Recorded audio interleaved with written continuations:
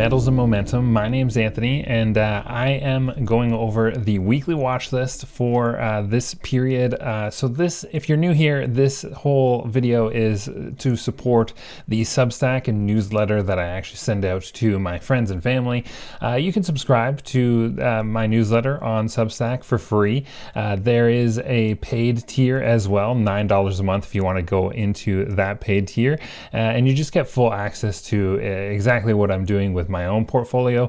But I do go over a weekly watch list on Substack for free subscribers as well, so you're welcome to join me there. The link's in the description. So now if we hop over to my Substack right here, this is Metals and Momentum on Substack, and the article that I'm actually going to go over, there's two pieces to this article, just so I wanted to keep this somewhat short. So there is an investment thought right here, and then there is this newsletter that I actually sent out on Saturday. So we can go into the one with the chart here. This is the one that we're actually going to run through here. But like I said, there's two pieces to this, so you can go check out both if you want. Both are available for free, and then it just cuts off when we start to go through my specific investments and things like that. So if you're interested, join me over there, $9 a month. But let's talk about some of the weekly watch list stocks. So for starting, I mean, we were talking about the S&P 500 breaking down for quite a few weeks now. We've been watching this wedge pattern, and I said, okay, well, right now it looks like it's kind of ready to top out, especially when we hit this top of the line here. And I actually did send out trade notifications to my paid subscribers, warning them that, we could be potentially putting in a top right here, and we should start to take hedges or put on hedges in our portfolio to minimize the downside risk to our portfolios. And I actually did that. And sent out trade notifications around this. So we started to hedge our gold position. But if we just take a look at the S&P 500 here, we can see that actually I can even go over to the trading view and take a closer look here so I can move around the chart. What's interesting about this breakdown is we've now broken through this wedge pattern and actually confirmed. So this is our confirmation here. We have a breakdown, and then the following day we have a green candle, tried to break back into the wedge pattern, but actually stopped right on that line there and then broke down further. That's confirmation. The wedge has actually broken, and we actually saw that back right here, and then we popped up a little bit. But this wedge pattern is actually kind of coming to an end. So that's why I think the market is essentially putting in a top right here. And what's interesting is we had this area of support that I've highlighted with a circle here. And what I noticed is, like, if you put a line right about here, there is an area where it paused for 2 days, essentially, broke down further with a fairly significant red candle, and then we put in another candle that's definitely below that area of support. So right now we are in a breakdown of the S&P 500, and like I said, we've been talking about this for many weeks here. So that is the S&P 500 and what's going on there. Some volatility is probably going to come ahead, especially in November. November tends to be a not great month for stocks. You have a whole bunch of hedge funds actually selling stocks and reorganizing portfolios, and then later in December you might start to see a little bit more of a rally. It's called like the Christmas rally that people sometimes talk about.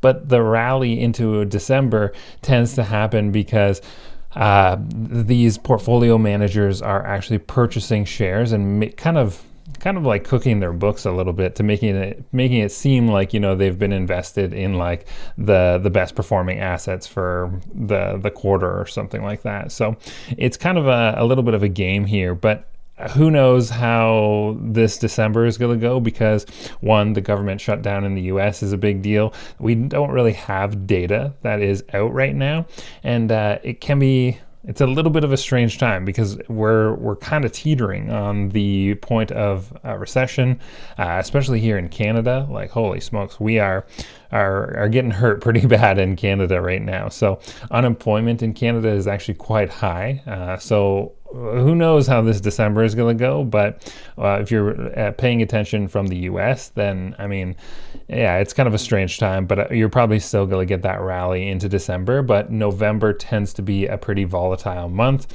and especially for gold. So one of the things that we did recently is put on a hedge for gold. I sent trade notifications out. So if gold starts to dip, then we're going to have a little bit of protection in the portfolio to hedge our position. If gold goes down, then I want to make sure that, I have something that's going to go up. So we went over that in a trade notification on the paid tier there. The next stock on the watch list is CNQ. So CNQ actually looks like it's putting in a bottom here. And I've been watching this for quite a bit of time. We see a wedge pattern come down. There's an area of support that I've kind of drawn out with the white line. It's not super strong, like right at this exact point here. But what I've noticed is that we've now kind of formed this base, and this is where this like red kind of support line kind of area has been. So we've kind of been trading in a pattern here for a little bit of time, and CNQ actually looks pretty inexpensive. I can actually pull this up on Yahoo Finance, so we can go through one of the things that I'm actually looking at. And you can see that some of the indicators on the stock is looking pretty cheap. So for example, like PE ratios in the US, so these are price to earning ratios, are at all-time highs. But some of the Canadian oil stocks are at pretty low PE ratios, but they're also making very good cash. One of the things that Mark Carney has done recently is he removed the carbon tax on oil and gas. So these companies are actually in pretty good shape, and they're making healthy profit margins here. So if we take a look at some of the statistics, you could see that the forward PE ratio on CNQ is 16. Now I think the S&P 500 is at something like 35 or something, 30. We could pull it up here in a moment, but yeah, it's kind of, these are looking kind of cheap. So the price to book, the price to sales, these are two indicators that I tend to look at. Ideally, it's not all the time that your price to book is at 1 or anything like that, but the closer to 1, the better, right? Like the price to sales. Sometimes I will buy stocks that are trading under 1 for price to sales. And what this essentially means is like you're buying $1 for whatever it is. So this price of sales right here, you're buying $1 but paying $2.14 to do so. And sometimes that's totally acceptable. Like for example, this company is very well run, and this makes sense. You're gonna get your money back over a longer period of time when these indicators are a little bit higher. But sometimes you can get stocks where you're paying essentially like 50 cents for $1, and that's all to do with the price to sales. The price to book is just evaluating how expensive the overall portfolio is of assets that the company actually owns. So the closer you can get to 1, or in terms of like price to sales, if you can get under 1, then you're essentially buying 50 cents for $1. And that's what I kind of look at when I'm looking at some of these stocks. Like I said, this company is making pretty healthy profit margins, 17% there. Operating margins are at near 10%. Return on assets are also 6.9%. That's pretty good. Lots of revenue here, right? Like we're making bank on this. And also take a look at this, the dividend. The dividend is 5.29%. And also has a payout ratio of 73%. Ideally, your payout ratio is ideally going to be something around like 85. We're well under 85 on CNQ, so that means that dividend is actually going to be safe, which is super nice. So that's one of the reasons why I was kind of looking at CNQ, but I want to pair the fundamentals with the technicals, and this is the technicals that we're actually looking at right here. I want to make sure that the chart is saying, hey, we're ready to break out, or at least form a bottom, and then we compare that with the fundamentals. Is the stock cheap or not? And that's how I start to, outperform a little bit of those other investors. Now, could we go lower? Yeah, this could. Technically, right now we're just trading in this sideways pattern, and we've seen the action, the stock actually break to the downside and come back up again. But I don't know. Is this company cheap enough where you could go into it and think about, like, you just sit on that dividend, the dividend's safe right now? These are the kind of questions that I'm asking myself. So this is now definitely on the watch list. The other stock that I was kind of interested in, and this is probably going to pop in the short term, we're going to have to watch this next week and see what actually happens. This is BBU. So this is Brookfield Business Partners. So this is part of the Mark Carney stock list that I was talking about. So this actually formed a bull flag. This is actually the bull flag right here. It broke downward. It actually, this is sometimes how bull flags tend to sometimes do fail. So we have this bull flag rising, creating this like sideways chop, and then we even extended just a little bit further, and then we broke downward. Now, one of the things that I've noticed on this stock is this had a huge gap up, and it also gapped up in a breakout area. So I was watching the stock and I said, like, okay, if we break above 40.64, then we're probably going to experience a fairly significant rise. And I said this to my paid tier Substack subscribers. Let's buy a little bit of these shares, and we actually did. So we bought, I think, somewhere around right before the breakout, and I was thinking, this is paying a little bit of a dividend. We can sit tight. If it breaks up later on down the road, then that's fine, that's great. But it actually broke out pretty much right away and then started to form that bull flag. But what happens when you get these large gaps like this, they tend to be filled. So what do I mean by gaps getting filled? What I mean is that sometimes we make a round trip, so we get that gap, we get a pop upward, and then we pop right back down, and sometimes we will tap the area where we just broke out of and then go higher from there. So that's something that I'm kind of interested in. This would be a little bit more of a shorter term play. Right now I'm pretty cashed up, and I said to Substack subscribers, whether you're on the free tier or the paid tier, I would like to be about 20 to 30% cash right now. Now, I just sold off a huge position in my portfolio, so I am very overweight cash, and I'm interested in getting into BBU potentially next week. We'll have to see what happens on the chart here, and I'm going to send trade notifications out to my paid subscribers. So if you want to get those notifications, then take a look on Substack here. The other thing that I'm looking at is gold in US dollars. So what are the key levels to actually watch here? Well, I'm thinking around $3,452. This is an extreme buying point on gold. I've been watching gold for a little while. We've had just like an astronomical run. I'll pull it up on TradingView so that way we can actually see the previous little run here. So we were actually watching gold form this wedge pattern, and basically we have the wedge pattern would be something like this, and then you started to form a top and trade sideways. And I said at that time too, and this is another really good call for this year, we're probably going to break out at some point in time here. This wedge pattern is going to run out of steam, and essentially we have to decide, are we going to break lower or are we going to break higher?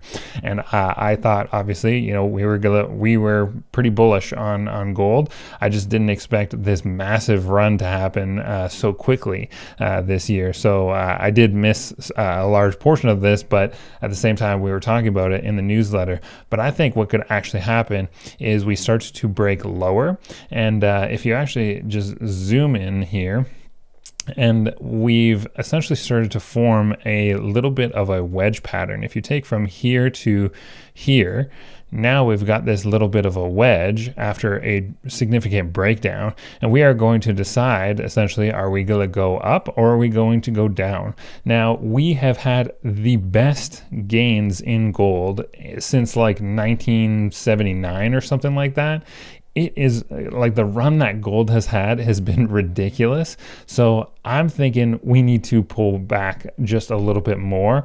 And I think we need to flush out some of those people who got into gold and just recently and they were like super hyped. And I think if we see a massive flush down, we're going to see a significant significant selling pressure when we're thinking about people who, you know, bought somewhere around here or even near the top or the high. They're going to see it flush, and that's going to cause more selling pressure. So I think we could probably get down to somewhere around 3,693, but worst case scenario would probably be 3,452, and then I'd become an extreme buyer. I'd actually maybe even consider going on like a leveraged purchase, so like 2x the gold price and playing it for a bounce there. That would be a really interesting buying opportunity, because what tends to happen with like breakouts, you have the breakout happened right here. So a lot of the time we get filled back to the breakout zone, the last breakout zone, and the last breakout zone is happened right here. So this is something that I'm definitely keeping an eye on, and I've started to hedge my position to potentially profit from lower lows in gold, because I do hold physical gold, and I just wanted to hedge that position. So let's go over the GDX. So the GDX is essentially a basket of major gold miners. And I think a lot of people are very interested in gold miners right now just because they've had a pretty significant run. Very similar pattern. It's going to follow the price of gold as well. So we have a significant run up, a little bit of a different kind of topping pattern back here. Not so much a wedge, but more of like a giant channel that the gold miners were just kind of steadily rising over the past year or two in this channel here. And we're actually going to come up into support. But if the price of gold drops, then the gold miners are also going to get slammed. And there is a huge gap here. So if we take $68, where's that next level of support? Well, we could fall back into the channel and it would be somewhere around 62.50, about there. But also, worst case scenario, if gold is going down lower, we could potentially tap the last breakout point, which was 54.74. So right about here on the GDX is an area that I would be considering like going like extreme buying, but also 58.78 is an area of support as well. So kind of lots of areas of support, but like I said, if the gold price breaks down, then the gold miners are also going to get smoked temporarily. Now, long term, we're talking like in 2, 4, 5 years, something like that, then I think these gold stocks are going to be worth so much more, because right now the gold price is remaining very high and these gold miners are not experiencing any kind of like other expense. Like, for example, like oil is like the #1 expense for gold miners, and that the price of oil is very, very low right now. So and I think actually Trump just tweeted like yesterday or something like that he's trying to get the price of oil even lower, and he's probably just going to encourage more drilling to do that. So these are the stocks that I'm actually looking at right now. Now for the paid subscribers, there is a stoplight stock indicator. So for example, this is kind of how it works. I'll show you just like the top couple holdings here. Every 2 weeks, I'm going to send out this newsletter, and you have an indicator that tells you whether you should consider buying, consider proceeding with caution, consider holding, or consider selling that position. And this is something that I review on a bi-weekly basis and then send out in the newsletter. We also give you a little bit more information about some of the holdings that are within my portfolio and holdings that I just think are really interesting right now. So that is this week's report. If you have any questions, or if you want me to look at something, you could leave it down in the comments below. For those who have subscribed already on Substack, thank you so much. I would love to see some of those people jump up to the paid tier. Like I said, it's $9 a month to do so. And that is kind of where I'm going to leave it. So I'm going to talk about the investment thought of the week, maybe in a separate video. But for now, this is it. This is the weekly watch list. I hope you got something for it. And if you did, leave me a like down on the video on YouTube if you're watching there. So thank you so much for watching. My name is Anthony, and I'll see you in the next one.